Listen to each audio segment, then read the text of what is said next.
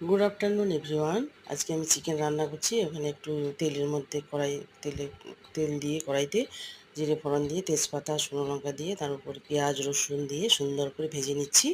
সুন্দর করে ভেজে নেবো, আগে লাল করে ভেজে নিচ্ছি। ওখানে একটু টমেটো দিয়ে দিলাম একটা কেটে, আর তার উপর লবণ দিয়ে ভালো করে ভেজে নিয়ে ওখানে একটু বাটা মশলা দিলাম।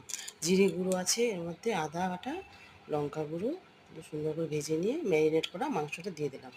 এবার মাংসটার সাথে মশলাটা সুন্দর করে কষালাম। মাংসটা সুন্দর করে কষিয়ে নিয়ে ওর উপরে ভাজা আলুগুলো দিয়ে দিলাম। আমাদের আবার আলুটা খুব পছন্দ বাচ্চাদের। সুন্দর করে কষাচ্ছি, তারপরে কষানো হয়ে গেছে, এবার জল দিয়ে দিলাম। জল দিয়ে আমি ঢেকে দেবো। সুন্দর করে ঢেকে দিলাম।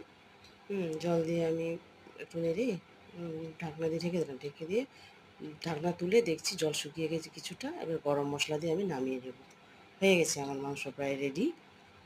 গরম মশলা দিয়ে একটু ফুটিয়ে নিয়ে আমার মাংস প্রায় রেডি হয়ে যাবে এখনই। আপনারা দেখতে থাকুন। এই যে মাংস আমার প্রায় রেডি হয়ে গেছে। আপনারাও খেয়ে দেখতে পারেন। আমি খুব কম তেল ঝাল দিয়ে এটা রান্না করেছি। তা কম তেল ঝাল খাওয়া আমাদের খুব ভালো।